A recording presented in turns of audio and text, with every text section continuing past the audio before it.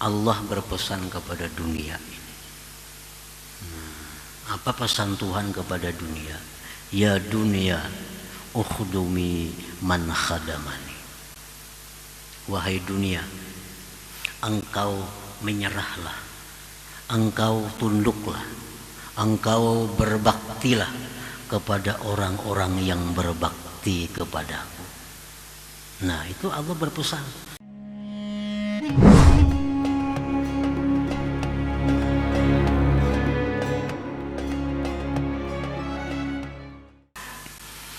Para muhibbin rahimakumullah, al-hikmatu tasi'atu wal ishrun ba'dal mi'ati tsaniyah min al-hikamil ataiyah. Qala al-imam Ahmad ibnu Athaillah as-Sakandari rahimahullah, nafa'ana bi'ulumihi wa asrarih.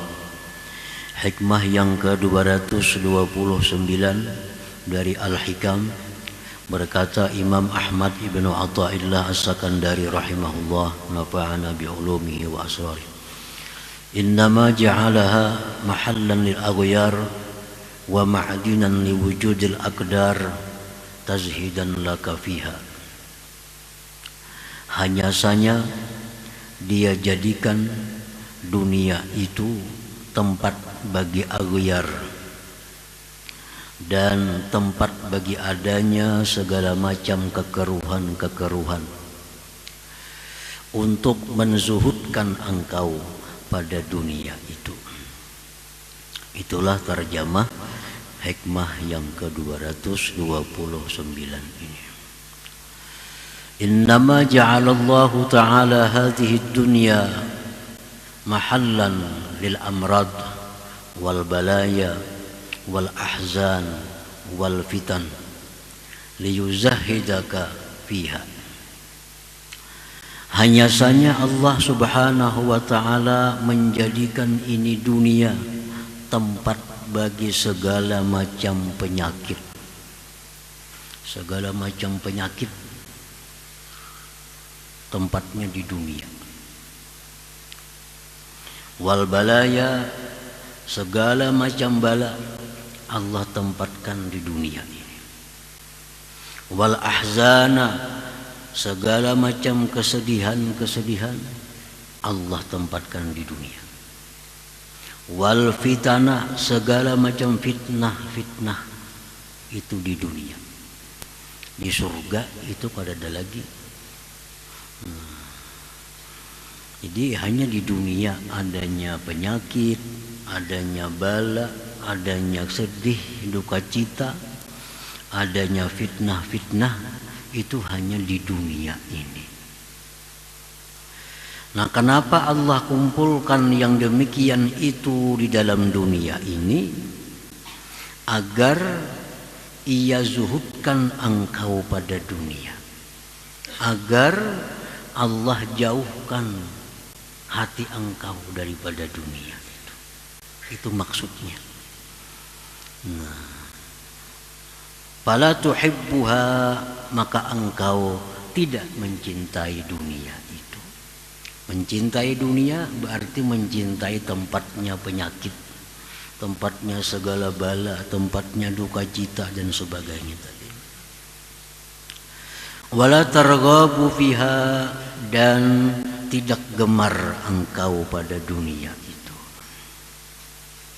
Wala tarkanu ilaiha, dan tidak condong kepada dunia itu.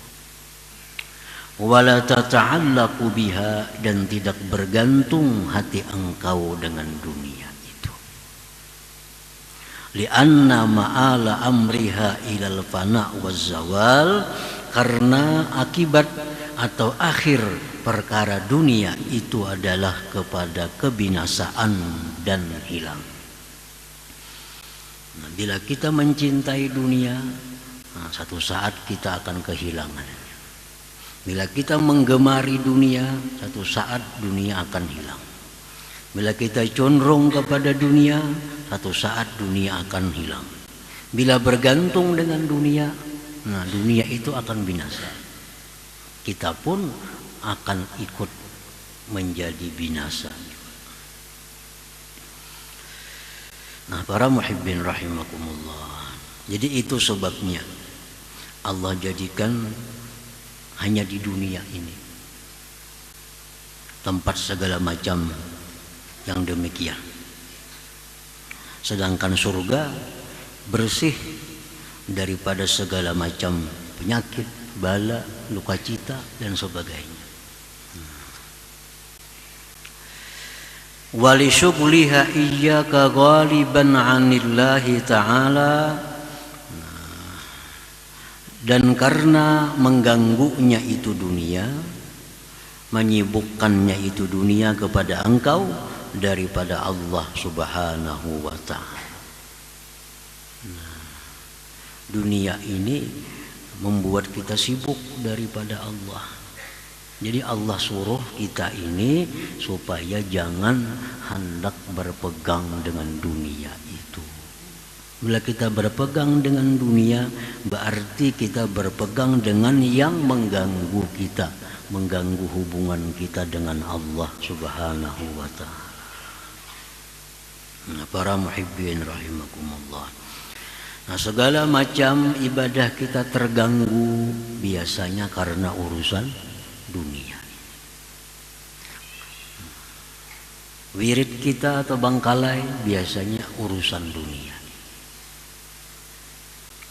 Nah, jadi kalau kita mencintai dunia, yaitu akibatnya kada akan bisa lurus ibadah kita, kada akan bisa istiqamah taat kita kepada Allah.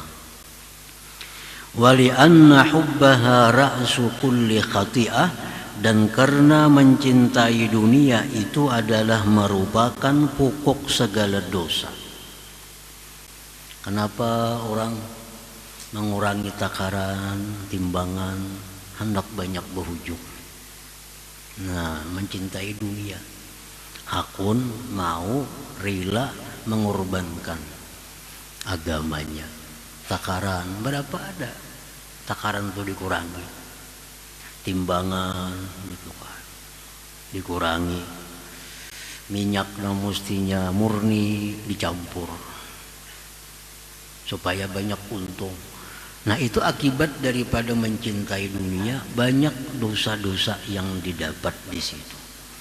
Orang biasanya bermusuh-musuhan akibat karena dunia. Jadi mencintai dunia itu adalah pokoknya segala macam dosa. Wa qad warada 'anil Nabi sallallahu alaihi wasallam man ahabba dunyah adarra bi akhiratih. Sungguh mendatang dari Nabi sallallahu alaihi wasallam, barang siapa yang mencintai dunianya maka akan memudaratkan akhiratnya. Dunia akhirat ini diciptakan Allah macam timur barat. Bila kita dekat ke timur berarti jauh ke barat. Bila kita berparak makin dekat ke barat berarti makin jauh ke timur. Nah, itulah perbandingan antara dunia dan akhirat itu. Bila kita mengutamakan mendekatkan diri ke dunia, jauh dengan akhirat.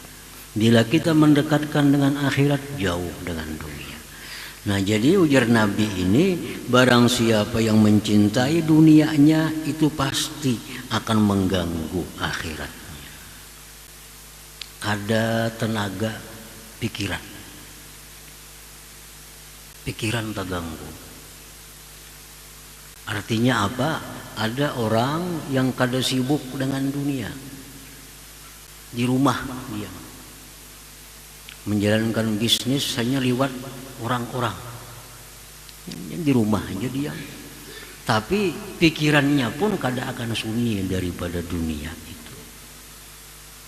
Nah, sedangkan pikiran yang bercampur dengan duniawi itu menghambat kita untuk bisa khusyuk di dalam sebuah ibadah kita.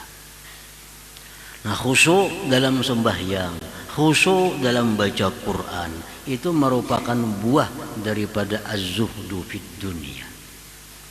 Kalau kita masih mencintai dunia, mustahil sembahyang itu bisa khusyuk. Mustahil. Kenapa sebabnya? Karena khusyuk itu buah daripada zuhud. Buahnya zuhud. Kalau zuhudnya kada mau ada buah. Banyak pelajaran-pelajaran dari Imam Ghazali, dari berbagai macam ulama, bagaimana cara sembahyang supaya khusyuk. Pelajari itu, pahami itu. Kada akan bisa kita mempraktikkan kalau hati kita masih cinta kepada dunia. Banyak buku-buku dikarang oleh cendekiawan, oleh para ulama, bahkan dari para aulia, bagaimana supaya cara sembahyang itu khusyuk. Nah, jadi cara seperti itu bisa kita praktikkan dalam sembahyang kita kalau kita ini zuhud dengan dunia. Kalau masih mencintai dunia, kada akan bisa dapat yang namanya khusyuk di dalam sembahyang itu.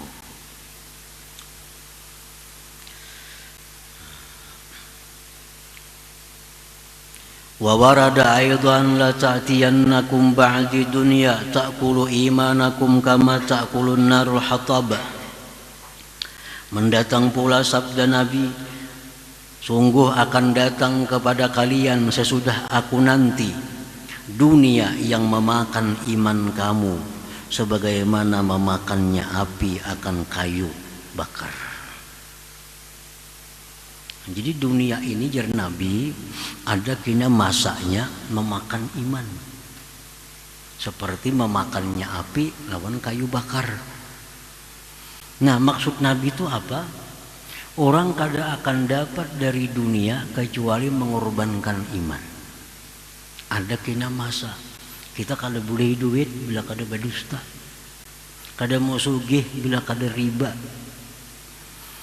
kada mau sugih bila kada mengurangi takaran timbangan. Nah, ini biar Nabi akan datang kepada umatku itu dunia yang memakan iman, memakan iman. Membajari jujur saja kada bakal beli duit. Berdusta apalagi bersumpah palsu mau lakas berduit. Nah, iya itu artinya ada kena masanya jar Nabi itu. Jadi pedagang jujur kada mau sugih, jadi pejabat jujur kada mau naik pangkat. Bila kada di menuruti aturan orang maka. Nah, Nabi sudah madahkan 1400 tahun yang lalu, sudah dibaca oleh Nabi. Akan datang masa di mana dunia itu memakan iman kalian sebagaimana memakannya api akan kayu bakar. Nah, para muhibbin rahimakumullah. Qala ba'dhum, berkata sebahagian ulama, taraktud dunya likasrati anaiha wa qillati ghanaiha wa khissati syurakaiha wa sur'ati fanaiha.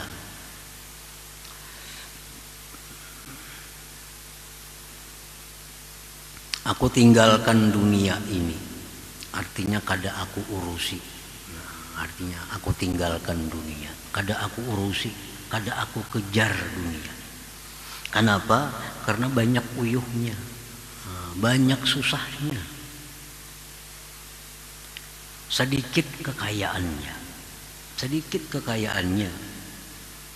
karena beliau ini memandang kepada surganya Allah.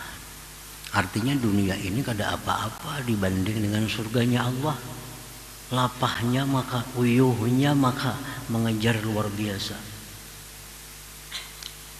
Wa khissati syurakaiha, dan hina orang-orang yang bersekutu dengan dunia itu. Orang-orang hina. Yang banyak nang segi-segi itu orang-orang nang non-Islam. Yang banyak orang-orang kaya itu orang Yahudi. Yang banyak orang kaya itu orang Nasrani. Wa sur'ati fanaiha, dan cepatnya hilang dunia ini. Cepatnya hilang dunia ini. Nah, para muhibbin rahimakumullah. Jadi dunia ini begitu diciptakan oleh Allah Subhanahu wa taala, yang namanya dunia. Allah berpesan kepada dunia ini. Apa pesan Tuhan kepada dunia? Ya dunia, ukhdumi man khadamani. Wahai dunia, engkau menyerahlah, engkau tunduklah, engkau berbaktilah kepada orang-orang yang berbakti kepadaku. Nah, itu Allah berpesan. Begitu Allah ciptakan dunia itu, Allah sudah berpesan kepada dunia, wahai dunia, ukhdumi man khadamani, engkau berkhadamlah kepada orang-orang yang berbakti kepadaku, dan engkau larilah daripada orang-orang yang tidak berbakti kepadaku. Nah, jadi ada dua manusia. Ada manusia yang dikejar oleh dunia, ada manusia yang mengejar dunia. Siapa manusia yang dikejar dunia? Orang-orang yang bakti kepada Allah Subhanahu wa ta'ala. Orang-orang yang selalu dalam keadaan taat kepada Allah. Ini dunia mengejar dari muka, dari belakang, kiri, kanan. Dikejar oleh dunia. Nah, ada lagi orang-orang yang ingkar kepada Allah. Ini orang-orang yang pengejar dunia. Nah, pengejar dunia. Kemana ada dunia, datangi sana. Kemana ada peluang, datangi sana. Kada semuanya itu dapat. Kada semuanya berhasil. Para muhibbin rahimakumullah. Wa warada 'anil nabiy sallallahu alaihi wasallam al-mu'min baina makhafatain, baina ajalin qad madha la yadri ma Allahu sani'un fihi, wa baina ajalin qad baqiya la yadri ma Allahu qadin fihi. Fal yuzawwid al-'abdu min nafsihi li nafsihi, wa min dunyahu li akhiratihi, wa min hayatihi li mautihi, wa min shababihi li harami. Fa inna ad-dunya khuliqat lakum wa antum khuliqtum lil akhirah. Orang beriman itu, jar Nabi, di antara dua ketakutan. Satu, ketakutan terhadap masa lalu. Apa takutnya?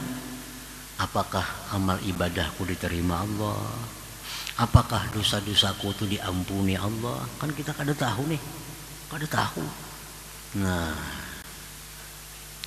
orang beriman takut terhadap perkara yang masa lalunya. Apakah amal ibadah diterima Allah? Dosa diampuni Allah? Dan antara masa yang tersisa, dia tidak tahu apa yang Allah putuskan terhadap dirinya. Apakah dia ini termasuk orang-orang yang beruntung atau orang-orang yang merugi? Itu pun kada tahu juga. Kada tahu juga kita. Nasib kita akhirnya kada tahu. Jadi selalu dalam keadaan takut orang yang beriman ini. Baik memandang masa lalu takut, memandang masa depannya pun takut. Maka hendaklah berbekal seorang hamba dari dirinya untuk dirinya, dari dunia ini berbekal untuk akhirat, dari hidupnya untuk mati, dari masa muda untuk hari tua. Karena dunia itu diciptakan untuk kalian dan kalian diciptakan untuk akhirat. Ila akhir hadis. Qala ba'duhum, berkata sebahagian ulama, ij'al minad dunya ma wasalaka ila ibadah wa talliq ma fawqa dzalik. Berkata lagi sebagian ulama, jadikanlah daripada dunia itu sesuatu yang menyampaikan engkau kepada ibadah. Jadikanlah dunia yang membawa engkau kepada ibadah, dan jauhi dunia yang tidak membawa engkau kepada ibadah. Para muhibbin rahimakumullah. Tidak ada pun satu ayat dalam Al-Quran, satu hadis daripada hadis-hadis Rasulullah SAW yang melarang kita ini untuk jadi orang kaya. Itu kada ada. Kada ada. Andai kata Allah melarang orang jadi kaya, pertama yang dilarang Allah Nabi Sulaiman. Nabi Sulaiman orang yang paling kaya. Tidak ada satu ayat pun dalam Al-Quran yang melarang seseorang memegang satu kekuasaan. Andai kata Allah larang kita memegang suatu kekuasaan, Nabi Daud dilarang Allah menjadi raja. Nah, jadi artinya bahwa kekuasaan, kekayaan, apabila itu membawa kepada ibadah, maka itu ada bagian daripada akhirat, bukan dari dunia. Kekayaan kita tapi membawa kita kepada ibadah, kekayaan itu minal akhirah, termasuk akhirat, bukan dunia. Kalau kekayaan itu membuat kita lalai kepada Allah, nah membuat kita sibuk sehingga lupa ibadah, nah ini kekayaan yang namanya dunia yang dicela itu. Para muhibbin rahimakumullah, Allah berfirman di dalam Al-Quran, wala tansa nasibak minad dunya. Jadi Tuhan, jangan kau lupakan bagian engkau daripada dunia. Jangan akhirat melulu, jangan. Ambil bagian engkau dari dunia itu. Nah, dunia yang mana yang kita ambil? Dunia yang membantu kita untuk ibadah kepada Allah Subhanahu wa ta'ala. Kita naik haji, kada kawa kada berduit. Kada kawa. Hendak sembahyang pun kita nukar pakaian sebagainya, kada kawa kada berduit. Hendak silaturahmi kada kawa kada berduit. Rasulullah menyuruh bersedekah, kada berduit, kenapa disedekahkan? Nah, artinya apa? Bahwa dunia ini yang dilarang itu dunia yang membuat kita jauh daripada Allah tadi. Kalau dunia ini mendukung segala macam ibadah kita, itu dunia yang bagian dari akhirat, bukan dunia yang dicela. Itu yang dimaksud Allah, wala tansa nasibak minad dunya, jangan kau lupakan bagian engkau daripada dunia. Ambil dunia tapi untuk kepentingan ibadah kepada Allah Subhanahu wa ta'ala.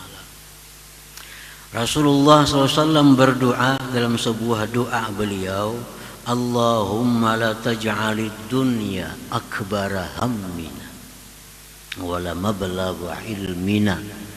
Ya Allah, jar Nabi, jangan kau jadikan dunia itu menyita sebagian besar pemikiran kami. Artinya apa?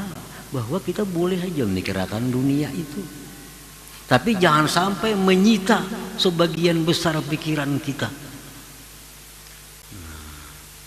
Dunia dipikirkan melulu. Nah, ini yang Nabi kita berlindung kepada Allah. Dunia dipikirkan juga, cuma jangan menguasai pikiran kita. Ada yang lebih penting daripada dunia yang mesti kita pikirkan, yaitu hari kembali kita, tempat kita selama-lamanya. Nah, itu maksud Nabi. Dunia jangan kada dipikirkan, pikirkan juga. Pikirkan juga dunia, tapi jangan menjadi akbar, paling besar pikiran kita. Siang mikirkan dunia, bisukan mikirkan dunia, tengah hari mikirkan dunia, sembahyang pun pikiran dunia. Nah, itu nang Nabi kita berlindung itu. Kan orang cinta dunia jam itu bisukan sudah mikirkan dunia. Karena tengah hari sembahyang pun pikirannya dunia. Nyembah juhur kuringnya pun memimpi urusan dunia juga. Asar sembahyang urusan dunia di dalam hatinya, selalu dunia. Jadi ini orang ngarannya, ini orang dikuasai oleh pemikiran dunia. Nah, itu yang Nabi kita berlindung. Ayo jangan pikirkan dunia, cuma jangan macam itu. Nah, jadi jar Nabi, Allahumma la taj'alid dunya akbara hammina wala mablagha ilmina. Nabi kita kada melarang kita menyuruh, Nabi kita kada melarang kita menuntut ilmu dunia, ilmu pertanian, ilmu apalagi misalnya perdagangan. Nabi kada melarang, tapi jangan sampai itu mablagha ilmina. Jangan sampai itu melulu yang kita kaji, urusan dunia melulu, urusan akhirat sedikit dikaji. Nah, itu yang jangan.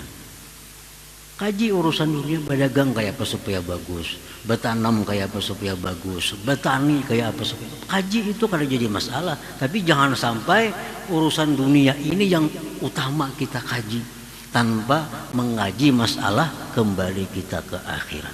Nah ini yang bujur-bujur ngarannya keseimbangan manusia. Manusia hidup di dalam dunia ini paling lawas 100 tahun. Jadi pikiran kita untuk memikirkan yang 100 tahun itu. Sedangkan di akhirat hidup kita kada ada batasnya lagi, selama-lamanya. Tentu pikiran kita lebih banyak memikirkan hidup yang selama-lamanya itu. Nah ini yang keseimbangan manusia. Kalau habis pikiran dicurahkan untuk memikirkan 100 tahun di dunia, tapi sedikit pikiran untuk hidup selama-lamanya, nah itu kada seimbang, kada normal. Ada normal memikirkan nang kada lawasnya habis-habisan, dicurahkan pemikiran tenaga semuaan memikirkan tempat kediaman nang bakal abadi maka sedikit. Nah itu nang kada cucuk, nang kada sesuai dengan ajaran Nabi kita ini. Para muhibbin rahimakumullah, jadi ij'al minad dunya ma wasalaka ilal ibadah. Jadikan dunia engkau itu yang membawa ibadah. Rumah sagan beribadah, kendaraan sagan beribadah, pakaian sagan beribadah, berisi duit banyak sagan beribadah. Nah ini disukai oleh Allah subhanahu wa ta'ala. Itu yang disukai oleh Allah. Qala Luqman libnihi, Luqmanul Hakim berkata kepada anaknya, ya bunayya, hai anakku, bi' dunyaka bi akhiratik tarbahhuma jami'a wala tabi akhirataka bi dunyak takhsarhuma jami'a. Ujar Luqmanul Hakim kepada anaknya, wahai anakku, juallah dunia engkau itu dengan akhirat. Juallah dunia engkau dengan akhirat. Tenaga kita dunia, jual dengan akhirat. Duit kita jual dengan akhirat. Gunakan untuk yang berpahala, artinya tarbahhuma, niscaya engkau dapat untung dunia dan akhirat. Dapat untung kedua-duanya. Kita gunakan diri kita untuk ibadah kepada Allah, kita akan dapat dunia akhirat. Kita gunakan duit kita untuk ibadah, dapat untung dunia akhirat. Itu hadis sudah menjamin Rasulullah mana qasamalun min sadaqah. Nabi sudah menyatakan tidak pernah berkurang harta bila disedekahkan. Nabi sudah mengatakan demikian. Tidak berkurang harta bila disedekahkan.